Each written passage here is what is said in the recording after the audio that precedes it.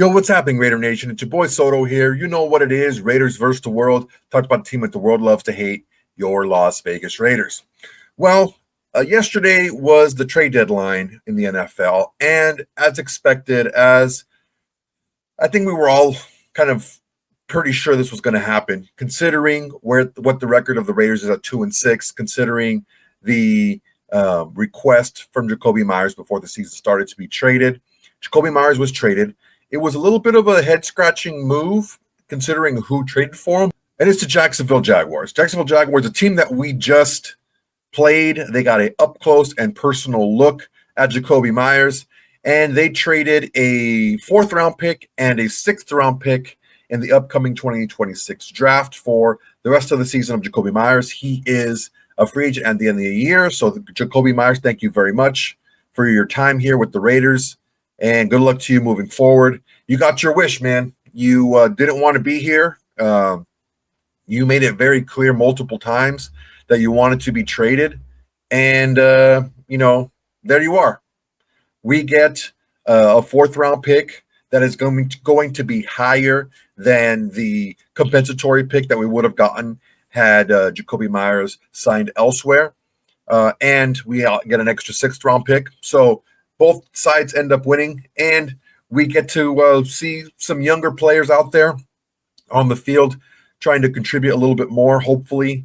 We'll see how that works out. We're going to get to some press conferences for Chip Kelly and for Geno Smith later in the episode here. But first, I want to go ahead and take a peek at what Tyler Lockett, the newest Raider at receiver, what he had to say about the trade of Jakobi Meyers and what that means for the wide receiver room. Here's his Tyler Lockett.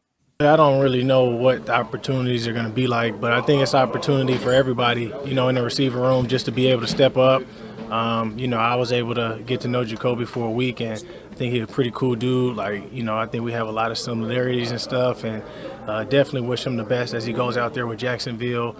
I'm going to just keep trying to fall in line and just do my part to be able to help this team, understanding the culture that Pete brings and everything like that. And we're going to lean on Trey to be able to continue to lead us in the receiver room. Yeah, man, truer words cannot be spoken. It's up to Trey Tucker now to be the leader in the wide receiver room. He's been there the longest. He's the vet in the room, and he needs to be out there, and he needs to be the one to kind of give that example. Tyler Lockett's going to go out there with the leadership, and he has the chemistry with Geno Smith and everything. But last week, he played okay. He had a nice block. He didn't catch a ball. He didn't really create a lot of separation. So it's going to be up to the young guys to really go out there and hopefully show what they can do. You're going to look at a bunch of guys that are going to be asked to do much more than what they've been asked to in the past. I really find it hard to believe that it's just going to be Tyler Lockett and Trey Tucker out there in 12 personnel, 2 tight end set. I don't find that plausible. I think we're going to have a lot of 3 wide receiver sets as well, and maybe even some 4. But we need to make sure that when we do out there, we're highlighting what each player can do. We hear it all the time. We adjust. We adjust to what our team is. We adjust to this team. We adjust to the strengths. I don't see that happening right now. We had some back and forth. I think there's an issue going on right now with how this team is being coached and how the rosters are being kind of laid out. We don't have hardly any of our draft picks. We had, how many, 11 draft picks or something like that? And most of them are not active on Sundays, on game days. The ones that are, a couple of them are playing. It's no surprise that the Pete Carroll, quote unquote, Pete Carroll style pick, long, tall, fast, good measurables corner, is one of the only ones that's playing, significant snaps. The second rounder, who doesn't really typically fit what a Pete Carroll wide receiver is, doesn't play. The 2 offensive linemen don't play. The 2 defensive linemen don't play. Ashton Jeanty plays, but he doesn't get a lot of touches. I think you can get many more touches. You don't pick a guy that high up in the draft as a running back and not give him a good amount of touches. We're going to take a look later at touches for running backs. But for right now, let's take a peek at what Chip Kelly had to say about this offense. about Jakobi Meyers being traded, about what's happening in the future, and about going against that crazy good Broncos defense. Here's Chip Kelly. Good afternoon. Yeah, fast one, right? Ted, real quick. Obviously, Jakobi Meyers no longer in the picture. Who does that create an opportunity for? And I imagine Jack. Well, it's got to be multiple guys. Jakobi was such an impact player for us, so I wish him the best. He was a great practice player, and I enjoyed coaching him. He's a heck of a kid, but we're going to have to, you got some other receivers. They're going to have to pick it up, and then you move on. That's, we look at it sometimes as we have to approach it. It's not that it's like a player got hurt, he's out of a game, then what do you do? It's the next guy's up. So, Lockett and Besh and Dante and those guys will have to step up, and we'll go from there. Chip, there has been significant criticism of the usage of Ashton, and I know you're in the bubble and you're not paying attention, but do you think that criticism is fair, or do you think it's just much ado about I nothing? think he leads the league in rookie rushing, doesn't he? And carry. So, and I think everything we do game plan wise is about winning that game. So it's not about how many gets how many touches. Maybe some fantasy people are a little disturbed, but we're not coaching for fantasy people, so we're just trying to win games. So I don't, that's not. I mean, he's our number one back, and when we're running the ball, he's running the football. So, and I think you saw him a little bit in the past game the other day, and he's starting to evolve in that, and trying to get him more involved in that way. So, he's continuing to grow. He's doing a heck of a job. Really excited that we have him. Training Jakobi for draft picks, is that an indication? I have nothing to do with that. So they have a rebuilding season? I have nothing. I'm concerned with Tuesday afternoon as a coordinator. So those decisions are all made. Those are Pete and Spy, and those I got great faith in what those guys are doing. So they just told us this morning, and our plan adjusts offensively for not having Jakobi in the plan. Against Denver, and that's it. So I don't look any farther than that. We're really good at. Control what you can control. So as a player, they control what they control. As an assistant coach, you control what you can control, and then the rest of it falls up. But I don't have any aspirations to be a general manager, so I'm not looking at any of that. So, how would you assess Jack Besh's progress?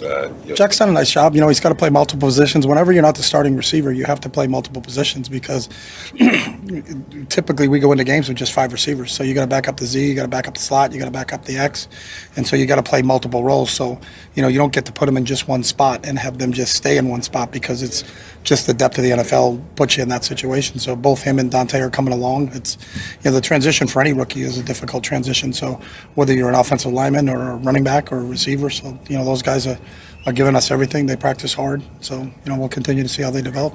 In terms of Jack, what kind of similarities do you see between his game and Jakobi's game? Yeah, I don't compare anybody to anybody, so I don't see any similarities between that. I think everybody's their own individual, so I've never looked at a player and said, this guy reminds me of that guy. It's just, what is that guy's strengths and what are his weaknesses, and how do you improve this? How do you lean into the strengths and improve the weaknesses is what we do in terms of the development of a player. Could this be a chance where his role gets a little bit more defined? Or? Tuesday afternoon, yeah. He may get a couple more snaps in practice. So, again, we're not thinking long-term. We just found out probably just when you guys found out. So that's not what we're thinking about. We're thinking about putting in a good afternoon of work here.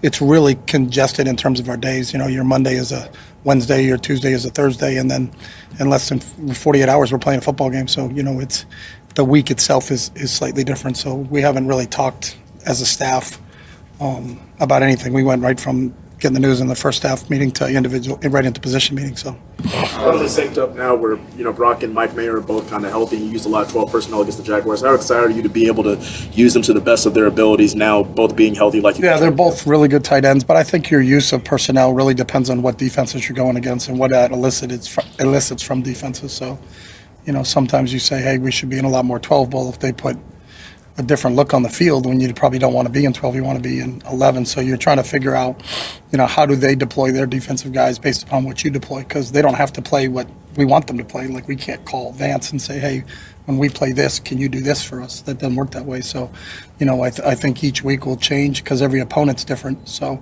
the fact that we have two, when we've always felt like we have two number one tight ends and Mike and Brock is a good deal, so but how we use them and how we deploy them each week will really depend on who our opponent is. Why do you think Vance Joseph's defense in Denver has been so effective over the last couple of years? Vance's done a really nice job. I think he mixes and matches his schemes. I think he plays to his strength. Obviously, it starts up front. That defensive front is the best in football right now. They have the most sacks by 10 or more, I think, right now. I think they have 40 and nobody's even in the 30s. So they can generate pressure He doesn't have to all out, but he will all out you. So you can't say, oh, they don't have to all out because they've got a really good 4-man rush, but they will all out you. And if you're not ready for it, they're going to get shots on your quarterback. So I think because they can disrupt the timing from their pass rush standpoint, and they can present multiple coverages on the back end, I think he does a great job of mixing and matching. I think he's one of the top coordinators in this league. What do you think this trade means for Trey Tucker, and is it safe to say he's the WR1? Yeah, I don't look at WR1s or WR2s or WR3s or W2s. We're trying to figure out whoever catches the ball and runs really fast with it in the direction of the end zone is really good for us. So wide receiver 1 and all that other stuff, I don't think we've ever looked at it like that as a staff. We have certain positions. What does our Z do? What does our X do? What does our slot receiver do? That's how we kind of look at positions, but we don't look at some weeks the inside guys will be featured more because that matchup is better for you. And then some weeks the matchup on the outside is better for you. So those guys are featured more. But a lot of it, obviously in all of these situations, the defense they have a say in the matter. So I think that's part of what the game is. There's a chess match that goes on within the game of how are they going to defend you. You thought going into the game it was going to be one way, and then it is that way. So you kind of continue with the plan that you've made all week. But I've been in games where you thought they were going to defend you a certain way, and then they don't defend you like that at all. So you have to pivot because they made a decision to pivot. So that's the game within the game. So. The veterans like Lockett and Geno that have worked so much together, is there things that they can come to you with and say, like, hey, this really works well for us? Geno's been like that since we've been him. And right now Lockett's just learning our terminology. Tyler's been great. He's played a lot of football, and him and Geno on the same page. And I think sometimes Geno can interpret. They may have called it one way when they were in Seattle, and we call it this way now here in Vegas. So you can see Geno say something to Lockett, and he'll, okay, I got you, and then this is what we want. So, Geno's always that. Geno's very active in part of our game planning, what he likes, what he sees. He's a student of the game. He's in this building 24/7. He watches as much tape as any coach, so we value Geno's input on a lot of things.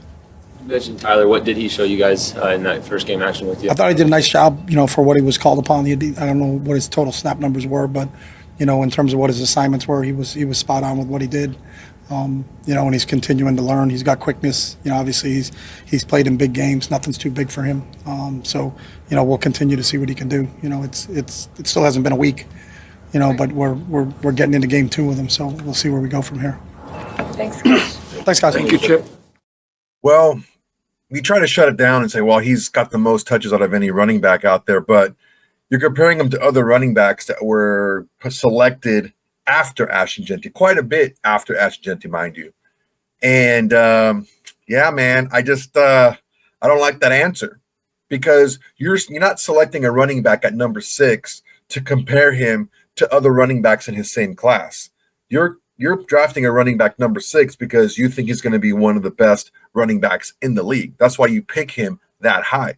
You don't normally pick running backs that high. If you pick especially a running back, if you pick him that high, he needs to be a freaking stud. And a freaking stud, you need to get the ball to. So let's take a peek at something real quick here. Running back touches through week 9. Christian McCaffrey is beasting it, 229 touches. Jonathan Taylor, James Cook, Josh Jacobs, Javonte Williams. Javonte Williams is not a big name. He's getting a lot of touches. Devin A-Chain is not a big name. Bijan Robinson, Kyron Williams, okay, Saquon Barkley, those are all. Rico Dowdle is not a big name. J.K. Dobbins is not a big name. I don't think anyone's going to go out here and say that Rico Dowdle, J.K. Dobbins, Devin A-Chain, Javonte Williams, that those guys are better running backs and have more tools than Ashton Jeanty does. The issue that we're running into is the offensive line and the offense in general was flipped on its head when Brock Bowers got hurt. And I understand a lot of people are saying, well, you can't, revolve an entire offense around one person. Well, when that one person is your only real receiving threat to attack downfield, yeah. I know we have Trey Tucker, and I like Trey Tucker. This is the issue that I have with Trey Tucker. I like him very much. I just want him to be more consistent. And this is going to be his test now. Like, he's going to be given the opportunity. Jakobi Meyers was given the opportunity when Brock Bowers got hurt. Okay, show us you're that number 1 receiver. He didn't do it. Okay, he got shipped off for a 4 and a 6. Now, don't get me wrong. I'm very pleased and very happy with that 4 and a 6. I think it's more than we would have gotten otherwise. So, yes, I think the Travis Hunter injury really put the pressure on the Jags to find somebody to help out Trevor Lawrence in the passing game. It's Trey Tucker's time. It's Trey Tucker's time to show that he can be a bigger part of an offense than he's been. He's not just a third option. He's wide receiver one now. Now, Chip Kelly can say all he wants that there's no wide receiver one. There's an X, a Y, and a slot and a Z. No. There's a wide receiver one. There's a guy that you want to get the ball to. The wide receiver, the target one, even though he's not a wide receiver, is Brock Bowers. Maybe Trey Tucker is the target number two. Maybe Ashton Jeanty is the target number two. Who knows? But everyone's getting moved up one, and Trey Tucker, now's his time. If Trey Tucker is as good as people are saying he is, he just needs more opportunity. Now is the time for him to get open. Now is the time for him to stop dropping balls. Now is the time for him to break tackles. Now is the time for him to be more consistent with his route running. Now is the time for him to show exactly who he is. No more excuses for Trey Tucker. No more excuses for this coaching staff to not play the young players. Because you're telling me that Tyler Lockett's going to go out there and get all the wide receiver snaps instead of Jack Besh or Dante Thornton. You're going to impede the progress of these young wide receivers because you want to get a 32-year-old wide receiver out there. It's a situation now that we have to take a look at and really pay close attention to. What is this coaching staff going to do? I only listen to what they say to compare to what I'm seeing with my own eyes. And now we've heard Pete Carroll and we've heard Chip Kelly really kind of dismiss the fact that Ashton Jeanty is not getting used more. I'm going to play devil's advocate here. Okay? Maybe they're not giving Ashton Jeanty more touches because the offensive line is underproducing so much that they just don't want to get him annihilated. He's getting a ton of getting hit a lot behind the line of scrimmage and this and that. Okay? Well, coach up your guys. If they're that bad, you don't have anyone else on the team. Like Caleb Rogers hasn't been active in one game.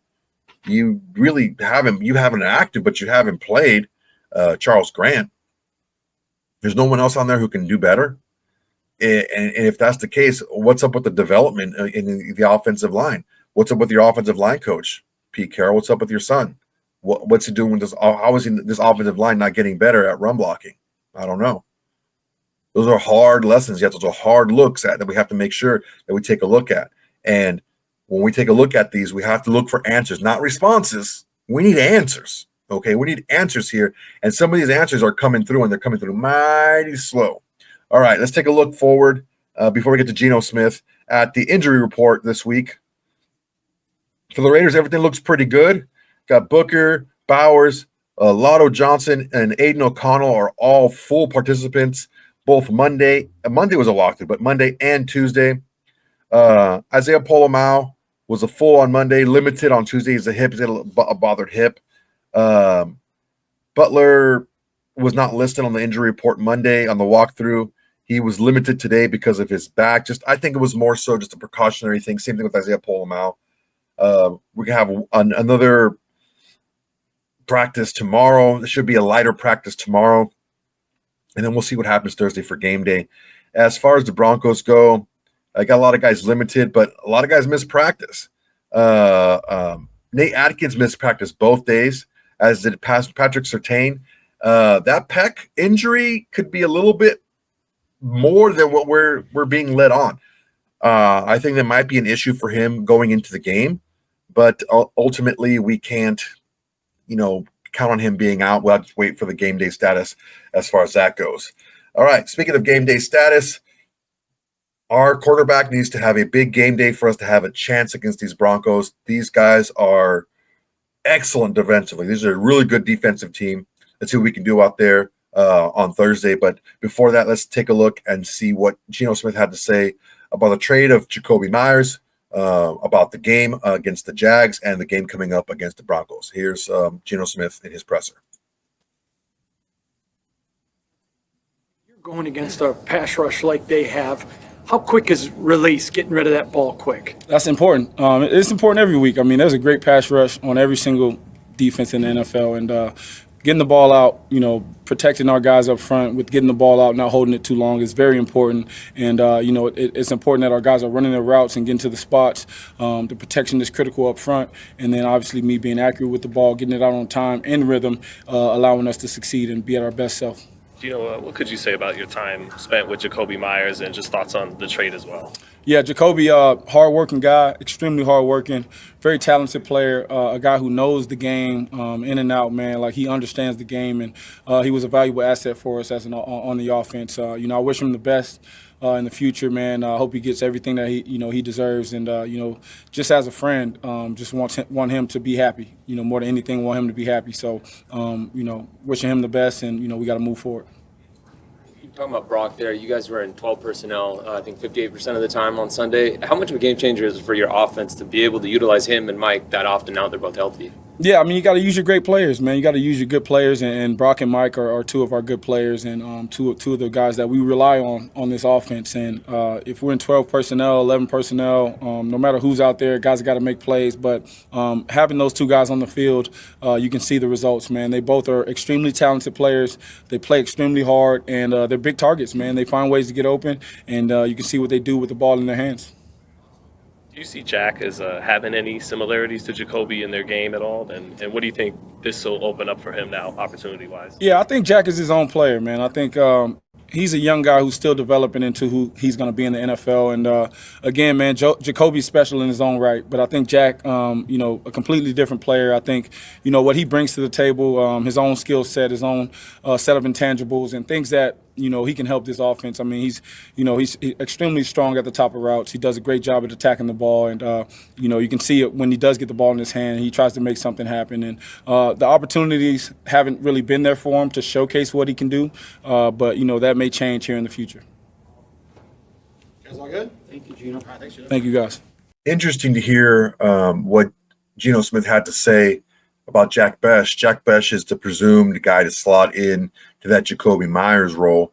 Like Chip Kelly was saying, Jack has to learn a lot of different positions in the slot and both outside receiver positions because, being a backup, you got to go in whenever you're needed. So maybe it'll be a little bit clear for him, a clear path to the field now that Jakobi Meyers is not there and he has maybe a little bit more consistency with snaps and plays and stuff like that. But I like Jack Bech. I thought that he was maybe a little bit of a reach when we got him, but I did like his skill set. I believe he's very similar to Jakobi Meyers in hands. He has very good hands. I think he's a little bit better after the catch as far as working through contact. He's very similar to Brock Bowers in that respect, where he catches the ball and gets upfield.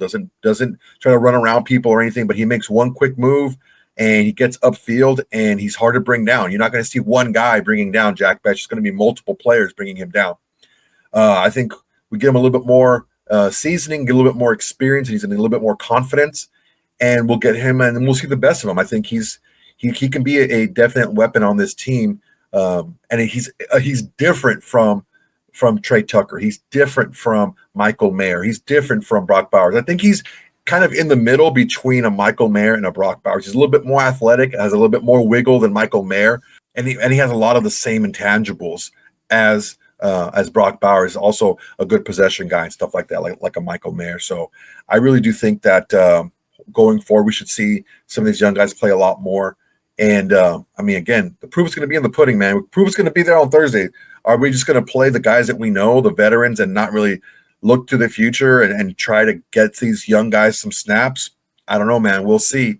But I think it's going to be a really big mistake if we don't. And it just doesn't look like Pete Carroll's really given an inch on this. He's just very stern in the fact that he just wants to play the guys that he wants to play, and he's not going to worry about the young guys. Is it an issue? Like I said yesterday, is it a power play type of move where it's like, yeah, you may select the guys that you want, but I get to play the guys that I want? Maybe. I haven't heard anything, but I'm kind of guessing that might be what it is, because I don't think that Jack Bech is kind of like a Pete Carroll style guy. And Dante Thornton is more of like the Pete Carroll type of receiver. He played a lot, even though he really wasn't ready and he really wasn't that good in the beginning. He couldn't run the routes that he needed to with the precision, and he made some mental mistakes. And one of them directly caused an interception. But we'll see, man. We'll see if ego wins out or if common sense wins out and if development wins out. We'll see which one wins out, man, because I think we can have a chance to have a good showing. Divisional matchups are always kind of funky, but ultimately, like I said, we'll have to see it on the field. All right, guys, that's my time for today. Really appreciate you guys watching. Go ahead and like, comment, and subscribe to this video. It's the next way to support the channel, and it's absolutely free. Also, if you want to support a little bit more, there's a Shield Society. Shield Society is great, man. It's $5 a month. It's a membership. You get some perks like the videos right away. You also get the live watch party. You get priority in that watch party. I'm going to try to open up that watch party to everybody when I do it. Again, I have some family issues going on right now with health, and I may not be able to do watch parties every single week. But when I do, I'll make sure to let you guys know we're going to have a watch party that week. You guys shall have a good time. I may open it up, like I said, to everybody to let the have more kind of a fresh blood in the room, okay? Not just the Shield Society guys, but I will give Shield Society guys a lot more priority as far as comments go and stuff like that. On top of that, I'm going to give the Shield Society members a chance to be on the videos yourself during the watch party, give your takes and analysis. Who else is going to give that to you? All right, guys, all of that. And the only thing I ask in return is that you tell your friends, tell your haters, tell your mamas, tell everybody Raiders versus the world is grace and going to Raider Nation today. All right, guys, that's my time. Till next time, everybody.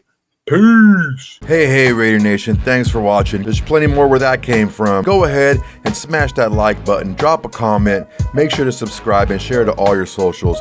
It's the bare minimum you can do without doing absolutely nothing.